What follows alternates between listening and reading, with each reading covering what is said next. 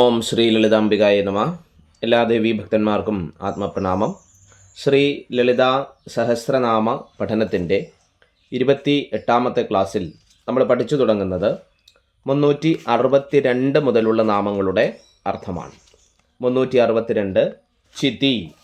ചിതി ചിതി എന്ന് പറഞ്ഞാൽ ആത്മസത്ത ആയിട്ടുള്ളവൾ, ആത്മസത്തയായിട്ടുള്ളവൾ. അതായത് നമ്മളുടെ എല്ലാവരുടെയും ഉള്ളിൽ ആത്മചൈതന്യമായി ആത്മസത്തയായിട്ട് നിലകൊള്ളുന്ന ദേവി എന്നൊരർത്ഥത്തിലാണ് അമ്മയെ ചിതി, ചിതി എന്ന് വിളിക്കുന്നത്.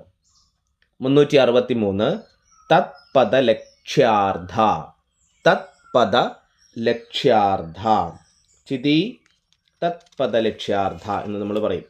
അപ്പോൾ തത്പദലക്ഷ്യാർദ്ധ എന്ന് പറഞ്ഞാൽ തത്ത് ത്വം അസി, അല്ലേ? തത്വമസി, തത് ത്വം അസി. ഈ മഹാവാക്യത്തിലെ തത്ത് എന്ന പദം യാതൊന്നിനെ ലക്ഷ്യമാക്കുന്നുവോ ആ സാക്ഷാൽ പരബ്രഹ്മം തന്നെയായിട്ടുള്ളവൾ. അപ്പം തത്ത് എന്ന പദം ലക്ഷ്യമാക്കുന്നത് ആരെ തന്നെയാണ്? ആ പരബ്രഹ്മത്തെ തന്നെയാണ്. അപ്പോൾ ആ പരബ്രഹ്മ സ്വരൂപിണിയായിരിക്കുന്ന ദേവി എന്നൊരർത്ഥമാണ് അതുള്ളത്. തത്പദലക്ഷ്യാർദ്ധ. തത്ത് എന്ന പദം യാതൊന്നിനെ ലക്ഷ്യമാക്കുന്നുവോ ആ സാക്ഷാൽ പരബ്രഹ്മം തന്നെയായിരിക്കുന്ന ദേവി. തത് പദലക്ഷ്യാർദ്ധ. തത് പദലക്ഷ്യാർദ്ധ 363ാമത്തെ നാമമാണ്. 364 ചിതേകരസ്വരൂപിണി. ചിതേകരസ്വരൂപിണി, ചിത്ത് തന്നെയാകുന്ന ഏകരസം രൂപം ധരിച്ചവളായിരിക്കുന്ന ദേവി. ചിതേകരസ്വരൂപിണി എന്ന് പറഞ്ഞാൽ ചിത്ത് തന്നെയാകുന്ന ഏകരസം രൂപം ധരിച്ചവളായിരിക്കുന്ന ദേവി. അതായത് പരമാനന്ദ രസം. ദേവി പരമാനന്ദ സാഗരമാണെന്ന് നമ്മൾ പറയാറില്ലേ? എന്നതുപോലെ പരമാനന്ദ രസമാണ് ദേവി. ചിത്തിനോടുകൂടി ഏകരസമായി ഇരിക്കുന്നവൾ, അല്ലെ? ആനന്ദത്തോടു കൂടി ഇരിക്കുന്നവൾ, പരമാനന്ദ സ്വരൂപിണിയായിട്ടിരിക്കുന്നവൾ എന്നൊരർത്ഥമാണ് ഇവിടെയുള്ളത്. ചിതേകര സ്വരൂപിണി. ചിതേകര സ്വരൂപിണി. ചിലതിൽ ചിതേകര സ്വരൂപിണി എന്നും ചിലതിൽ ചിതേകര സരൂപിണി എന്നും കാണാം. പാഠഭേദമുണ്ടതിന്. ശരിയാണ് രണ്ടും. 365 സ്വാത്മാനന്ദ ലവീഭൂത ബ്രഹ്മാധ്യാനന്ദ സന്തതി. സ്വാത്മാനന്ദ ലവീഭൂത ബ്രഹ്മാധ്യാനന്ദ സന്തതി. സ്വാത്മാനന്ദം എന്ന് പറഞ്ഞാൽ ഏകമായ ആനന്ദസ്വരൂപത്തിൻ്റെ ഭിന്നഭാവങ്ങളായി ആവിർഭവിച്ച ബ്രഹ്മാവ് മുതലായിരിക്കുന്ന ത്രിമൂർത്തികളോട്, ബ്രഹ്മ വിഷ്ണു മഹേശ്വരന്മാരായിരിക്കുന്ന ത്രിമൂർത്തികളുടെ ആനന്ദ തുടർച്ചയോടു കൂടിയവൾ. കുറച്ച് നീണ്ട ഒരു നാമവുമാണ്, നീണ്ട ഒരു അർത്ഥവുമാണ് ഇവിടെയുള്ളത്. ഏകം അനേകമായി ഈ ലീലയാൽ അനുഭവപ്പെടുന്നവൾ, അനുഭവവേദ്യമാകുന്നവൾ എന്നർത്ഥം. സ്വാത്മാനന്ദലവീഭൂത ബ്രഹ്മാധ്യാനന്ദ സന്തതി. സ്വാത്മാനന്ദലവീഭൂത ബ്രഹ്മാധ്യാനന്ദ സന്തതി. തൻ്റെ ആത്മരൂപമായിരിക്കുന്ന ആനന്ദത്തിന് ലവീഭൂതങ്ങളായി, സകലീഭൂതങ്ങളായിരിക്കുന്ന ബ്രഹ്മാദികളുടെ, ബ്രഹ്മാവിഷ്ണു രുദ്രന്മാരുടെ ആനന്ദസന്തതിയോടെ, ആനന്ദ പരമ്പരയോട് കൂടിയവളെന്ന് ആ ഒരു നാമത്തെ നമുക്ക് പിരിച്ച് പറയാൻ പറ്റും. സ്വാത്മാനന്ദലവീഭൂത ബ്രഹ്മാധ്യാനന്ദ സന്തതി 365ാമത്തെ നാമമാണിത്. 366 പര. പര വാക്കിൻ്റെ സൂക്ഷ്മമായ അവസ്ഥയാണ് പര എന്ന് പറയുക, അല്ലെ? പരാ, പശ്യന്തി, മധ്യമ എന്നൊക്കെ പല രീതിയിൽ നമ്മൾ പറയാറുണ്ട്. അപ്പോൾ വാക്കുകളാൽ പറയപ്പെടുന്നതിന് മുമ്പേ ദേവി അറിയുന്നു. വാക്കിനെ ആവിഷ്കരിക്കുന്ന അല്ലെങ്കിൽ അതിൻ്റെ ഉത്ഭവതലം എന്ന് പറയുന്നത് ദേവി തന്നെയാണ്. അപ്രകാരമുള്ള ദേവിയെ പര എന്ന് വിശേഷിപ്പിക്കുന്നു. ഈ വാക്കിൻ്റെ 4 അവസ്ഥകളായിട്ട് പര, പശ്യന്തി, മധ്യമ, വൈഖരി എന്നിങ്ങനെ പറയാറുണ്ട്.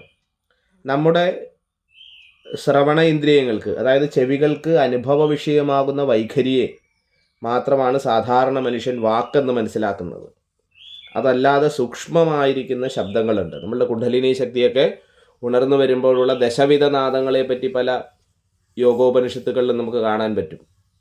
നമ്മുടെ ഉള്ളിലെ ഷഡാധാര ചക്രങ്ങൾ ആക്റ്റീവ് ആകുമ്പോൾ ഉണ്ടാകുന്ന പല നാദങ്ങൾ, ഇപ്പോൾ ചിലങ്കയുടെ നാദം, ശംഖനാദം, നദി ഒഴുകുന്ന നാദം, കടലിരമ്പുന്ന നാദം, മുളംകാടുകളുടെ നാദം, ചീവീടുകളുടെ കൂട്ടച്ചിലമ്പൽ, അതുപോലെ തന്നെ ശംഖനാദം, ഓംകാരനാദം, അങ്ങനെ പല പല നാദങ്ങൾ യോഗി സൂക്ഷ്മമായിട്ട് അനുഭവിക്കാറുണ്ട്. അതൊന്നും ബാഹ്യമായ നാമങ്ങളല്ല, ബാഹ്യമായ ശബ്ദങ്ങളല്ല, സൂക്ഷ്മതലത്തിൽ അനുഭവവേദ്യമാകുന്ന സൂക്ഷ്മനാദങ്ങളാണ്. അപ്പം അതിനെയൊക്കെ നമ്മൾ പര എന്നർത്ഥത്തിലാണ് പറയുക, വാക്കിൻ്റെ സൂക്ഷ്മമായ അവസ്ഥ. അപ്പം ദേവി ആരാണ്? പരയാണ്, വാക്കിൻ്റെ സൂക്ഷ്മമായ അവസ്ഥയായി കുടികൊള്ളുന്നവളാണ്. 367 പ്രത്യക് ചിതി രൂപ. പ്രത്യക് ചിതി രൂപ, അവ്യക്തമായ, കലർപ്പില്ലാത്ത, മായാസ്പർശമില്ലാത്ത ബ്രഹ്മം അഥവാ അറിവ് തന്നെ രൂപമായവൾ, പരാ വാക് ആയ ദേവി. ഇതാണ് പ്രത്യക് ചിതി രൂപ. പ്രത്യക് എന്നാൽ യാതൊന്നുമായി കൂടിക്കലരാത്തത്, ഒന്നുമായും കൂടിക്കലരാത്തത്. ചിതി എന്ന് പറഞ്ഞാൽ ജ്ഞാനം, ആത്മസത്ത, ആത്മാഭിമുഖമായ ജ്ഞാനം, അതുതന്നെയാണ് പ്രത്യക് ചിതി അഥവാ അവ്യക്ത ബ്രഹ്മം എന്നൊക്കെ വേദാന്തത്തിൻ്റെ ഭാഷയിൽ പറയും. അപ്പോൾ പ്രത്യക് ചിതി രൂപ എന്ന് നമ്മൾ പറയുമ്പോൾ ഈ ഒരു അർത്ഥത്തിൽ വേണം നമ്മളതിനെ മനസ്സിലാക്കാൻ. പ്രത്യക് ചിതി, അവ്യക്ത സംജ്ഞമായ ബ്രഹ്മം, അത് തന്നെ രൂപമായിട്ടുള്ളവൾ. പ്രത്യക് ചിതി രൂപ, പ്രത്യക് ചിതി രൂപ. അടുത്തത് 368 പശ്യന്തി. പശ്യന്തി, പശ്യന്തി എന്ന് പറഞ്ഞു കഴിഞ്ഞാൽ സ്വകരണങ്ങളാൽ സകലതും കാണുന്നവൾ. പശ്യന്തി, വാക്കിൻ്റെ താരതമ്യേന കൂടുതൽ പ്രകടമായ തലം, അതാണ് പശ്യന്തി എന്ന് പറയുക, അല്ലേ? വാക്കിൻ്റെ കുറച്ചുകൂടി പ്രകടമായിരിക്കുന്ന തലം, നോക്കുന്നവൾ എന്നൊക്കെ ഒരു അർത്ഥമുണ്ട്. ഇതൊക്കെ കുറച്ച് ഡീപ്പായി സൂക്ഷ്മാർത്ഥത്തിൽ പറഞ്ഞു പോകേണ്ടതാണ്. പരാപശ്യന്തി തുടങ്ങിയിരിക്കുന്ന കാര്യങ്ങൾ ഇപ്പം നമുക്ക് സ്ഥൂലാർത്ഥത്തിൽ ഈ രീതിയിൽ മനസ്സിലാക്കാം. പശ്യന്തി എന്ന് നമ്മൾ പറഞ്ഞു കഴിഞ്ഞാൽ വാക്കിൻ്റെ താരതമ്യേന പ്രകടമായിരിക്കുന്ന തലമെന്നോ അല്ലെങ്കിൽ നോക്കുന്നവൾ എന്നൊരർത്ഥത്തിലോ ഒക്കെ പശ്യന്തി എന്ന നാമം ഉപയോഗിക്കുന്നു. പരദേവത. പരദേവത, പരദേവത എന്ന് പറഞ്ഞാൽ ഏറ്റവും ഉത്കൃഷ്ടമായിരിക്കുന്ന ദേവതാ സ്വരൂപത്തെയാണ് പരദേവത എന്ന് പറയുന്നത്. ഇപ്പം നമ്മളുടെയൊക്കെ വീടുകളിൽ, പഴയകാല തറവാടുകളിലൊക്കെ ദേവതയെ വെച്ച് ആരാധിക്കാറുണ്ട്. മച്ചിൽ ഭഗവതി, അറയിൽ ഭഗവതി, കാവിൽ ഭഗവതി, കുടുംബദേവത, പരദേവത, ദേശദേവത എന്നർത്ഥത്തിലൊക്കെ, അല്ലേ? ഇപ്പോൾ പരദേവത എന്ന് പറഞ്ഞാൽ നമ്മളെ സംരക്ഷിക്കുന്ന, പരമമായി ഉത്കൃഷ്ടമായി ഇരിക്കുന്ന ദേവതാ സങ്കല്പമാണ്. അപ്പോൾ അമ്മ എങ്ങനെയാണ്? പരദേവത കൂടിയാണ്, ഉത്കൃഷ്ടമായിരിക്കുന്ന ദേവതയാണ്. പരദേവത, പരദേവത. 370 നാമം മധ്യമാ. മധ്യമാ, മധ്യത്തിൽ സ്ഥിതി ചെയ്യുന്നവൾ എന്നൊരർത്ഥമാണ്. മധ്യത്തിങ്കൽ സ്ഥിതി ചെയ്യുന്നവൾ, അതായത് ഉൽപ്പത്തി സ്ഥാനമായ പരായിൽ നിന്നും ഉയർന്ന പശ്യന്തിക്കും ശ്രവണസാധ്യമായിരിക്കുന്ന വൈഖരിക്കും മധ്യത്തിൽ നിലകൊള്ളുന്നവളായ ദേവി എന്ന് സൂക്ഷ്മാർത്ഥത്തിൽ പറയും.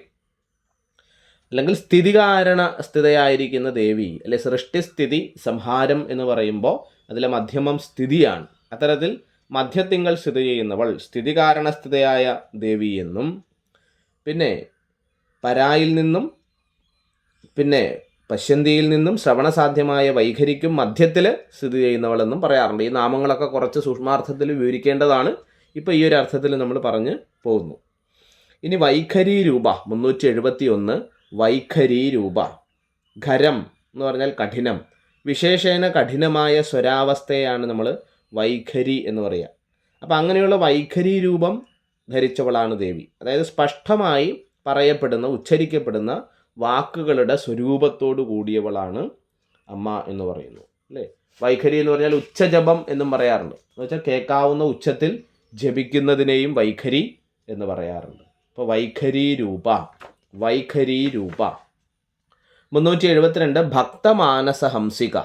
ഭക്തമാനസ ഹംസിക, ഭക്തന്മാരുടെ മാനസത്തിങ്കൽ ഹംസികയായി, അതായത് മാനസ സരസിൽ നീന്തുന്ന ഹംസമുണ്ടല്ലോ, അതാണ് ഹംസിക എന്ന് നമ്മൾ പറയുന്നത്. സ്ഥിതി ചെയ്യുന്നവൾ, അല്ലെ? ഭക്തന്മാരുടെ മനസ്സിൽ ഹംസമായി സ്ഥിതി ചെയ്യുന്നവൾ, ഭക്തന്മാരുടെ മനസ്സാകുന്ന താമരപ്പൊയ്കയിൽ നീന്തിക്കളിക്കുന്ന ഹംസമായി വിഹരിക്കുന്ന ദേവി എന്ന് നമുക്ക് സാഹിത്യ ഭാഷയിൽ പറയാം. ഭക്തമാനസ ഹംസിക, ഭക്തമാനസ ഹംസിക. 373 കാമേശ്വര പ്രാണനാഠി. കാമേശ്വര പ്രാണനാഠി, കാമേശ്വരൻ്റെ, ശിവഭഗവാന്റെ പ്രാണനാഡിയാണ് ദേവി എന്നാണ് പറയുന്നത്. അതായത് ശിവന് ശക്തി നൽകുന്നത് അമ്മയാണ്. സംഹാരകാലത്ത് എല്ലാ ദേവന്മാരും ഇല്ലാതായാലും ശ്രീപരമേശ്വരൻ മൃതിയെ പ്രാപിക്കുന്നില്ല. ഭഗവാൻ സ്ഥിതനായി നിലനിൽക്കുന്നു. അതുകൊണ്ടാണ് ഭഗവാന് മൃത്യുഞ്ജയൻ എന്ന് പറയുന്നത്. അപ്പോൾ ആ മൃത്യുഞ്ജയനായ ഭഗവാന്റെ പ്രാണനാടി ആരാണ്? അമ്മയാണ്, ദേവിയാണെന്ന് പറയുന്നു. അപ്പോൾ കാമേശ്വര പ്രാണനാടി, കാമേശ്വരൻ ശിവൻ, ആ കാമേശ്വരൻ്റെ പ്രാണനാടിയായി, ശക്തിയായി, ജീവനായി നിലകൊള്ളുന്ന ആരാണ്? അമ്മയാണ്, ലളിതാംബികയാണ്. കാമേശ്വര പ്രാണനാടി. 374 കൃതത്തെ എന്ന് പറഞ്ഞാൽ ചെയ്യപ്പെട്ടതായ സുകൃത ദുഷ്കൃതങ്ങളെ അതിനെ അറിയുന്നവൾ എന്നൊരർത്ഥമാണ്. കൃതജ്ഞ, കൃതം എന്നാൽ ചെയ്ത കാര്യത്തെ അറിയുന്നവളായ ദേവി എന്ന് വെച്ചാൽ സകല കൃത്യങ്ങളും ഈ ലോകത്തിൽ സ്ഥൂല സൂക്ഷ്മ കാരണ ലോകങ്ങളിൽ നടക്കുന്ന എല്ലാം അമ്മ അറിയുന്നു. അമ്മ അറിയാതെ ഒന്നുമില്ല. അതുകൊണ്ട് അമ്മയെ കൃതജ്ഞ എന്ന നാമത്തിൽ പറയുന്നു. 375 കാമപൂജിത, കാമനാൽ പൂജിക്കപ്പെട്ടവൾ, കാമദേവനാൽ പൂജിക്കപ്പെടുന്നവൾ എന്നൊരർത്ഥവും ഇവിടെയുണ്ട്. കാമപൂജിത. അപ്പം നമ്മൾ ഇന്നത്തെ ക്ലാസ്സിൽ പഠിച്ച നാമങ്ങൾ 362 മുതലുള്ള നാമങ്ങളാണ്. ചിതി തത്പദലക്ഷ്യാർദ്ധ ചിതേകരസ്വരൂപിണി സ്വാത്മാനം ദലവീഭൂത ബ്രഹ്മാധ്യാനന്ദസന്തതി പരാപ്രത്യക്ഷിതീരൂപ പശ്യന്തി പരദേവത മധ്യമാ വൈഖരീരൂപ ഭക്തമാനസഹംസിക കാമേശ്വര പ്രാണനാടി കൃതജ്ഞ കാമപൂജിത. 375 നാമങ്ങൾ പഠിച്ചു. അപ്പം അതിൻ്റെ സാമാന്യ അർത്ഥം പറഞ്ഞു, അത് ചൊല്ലുന്ന രീതി പറഞ്ഞു. അമ്മയെ അനുഗ്രഹിക്കട്ടെ. ഓം ശ്രീ ലളിതാംബികായേ നമഃ.